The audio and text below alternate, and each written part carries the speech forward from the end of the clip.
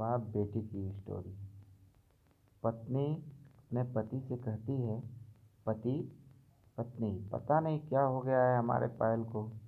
कल रात को खाना भी नहीं खाया और रो भी रही थी। अभी तुम सब आने गई तो फिर से रो रही थी। वो जब पूछी तो बस इतना ही कही, प्लीज़ माँ मुझे अकेला छोड़ दो। मुझे लगता है कि शायद उसे किसी ने प्यार में धोखा दिया है। डर लगता है कहीं वो खुद को नुकसान न पहुंचाए। पति थोड़ी खामोशी के बाद कहता है, ठीक है मैं देखता हूँ। इतना कहकर वो अपने बेटी के कमरे में जाते हैं। पिता, पायल कैसी हो बेटा? बेटी, प्लीज़ पापा मुझे कुछ दिनों के लिए अकेला छोड़ दीजिए। पिता, ठीक है बेटा, मगर एक शर्त है। बेटी, बोलिए। पिता, मैं तुम्हें एक बकवास कहानी सुनाता हूँ, तुम सुन लो, फिर हम तुम्हें डिस्टर्ब नहीं करेंगे। ओके बेटी, ठीक है, सुनाइए। पिता, आज से करीब 20 साल पहले एक राजा हुआ करते थे, बेहद अमीर। उनके दो बेटे थे। बड़ा बेटा बेहद आज्ञाकारी और ईमानदार था। उस राजा को अपने बड़े बेटे पर नाज था। उसकी शादी एक खूबसूरत लड़की से कर दी गई। फिर वो खूबसूरत लड़की राजा की बहू गर्भवती हुई। घर में खुशियाँ खुशियाँ छा गई, मगर राजा की जिद थी कि बेटा ही हो।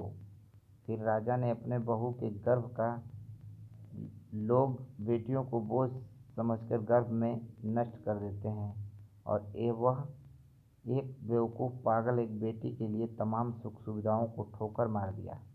वह बाप की बात मानता तो आज उसकी जगह राजा होता। न जाने वो बेटी के लिए पागल बाप न जाने किस हालत में होगा। तभी पायल की माँ वहाँ आकर कहती है,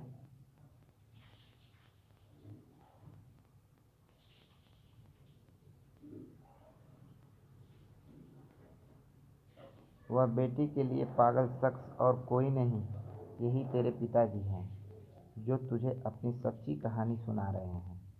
तू कहती है ठीक न कि मम्मी नाना नानी को तो मैंने देख लिया, काश पापा अनाथ न होते तो दादा दादी को चेहरा भी देख लेती। तेरे पापा अनाथ नहीं हैं। तू बड़ी होकर जिद न करे दादा दादी से मिलने के लिए, इसलिए तुझसे छुपाया गया है।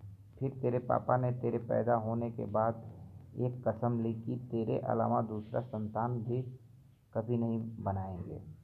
अखबार में इश्तहार देकर तेरे दादा दादी ने बेटी को लेकर ही वापस आने को कहा।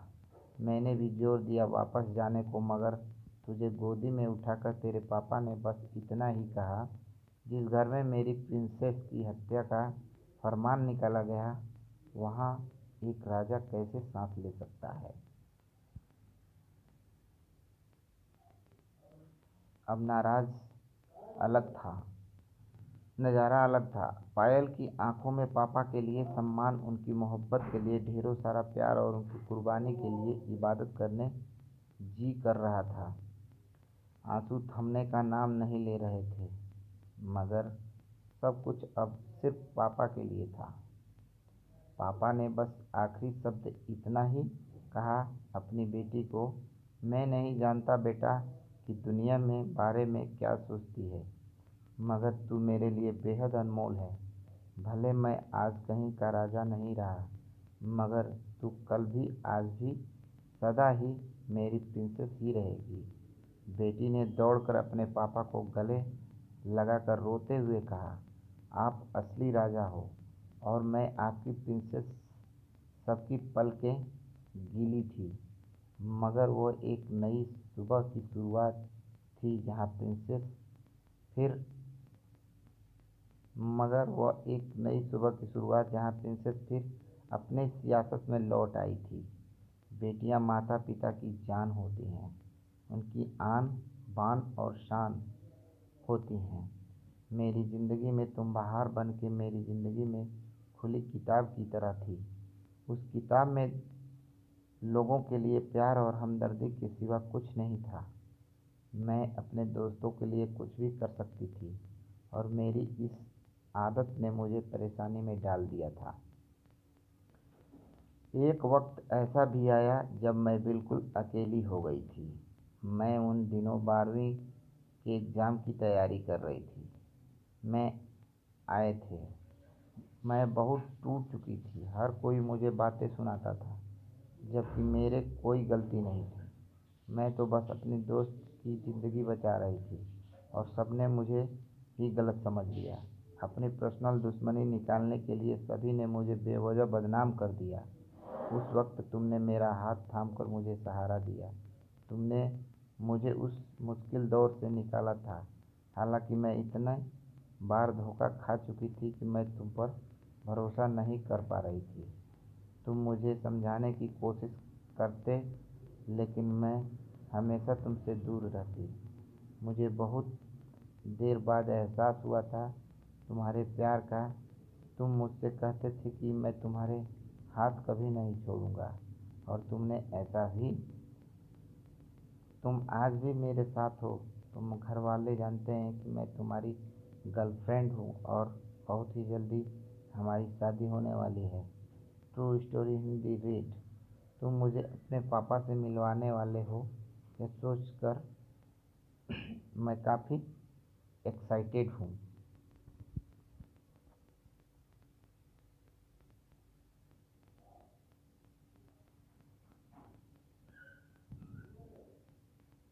मैं भी उनसे मिलना चाहती हूँ। मेरी ज़िंदगी में आने के लिए और मुझे अपनाने के लिए तुम्हारा शुक्रिया।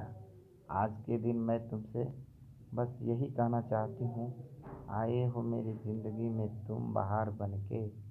I love you. आशा करता हूँ कि मेरी ये स्टोरी अच्छी लगी होगी।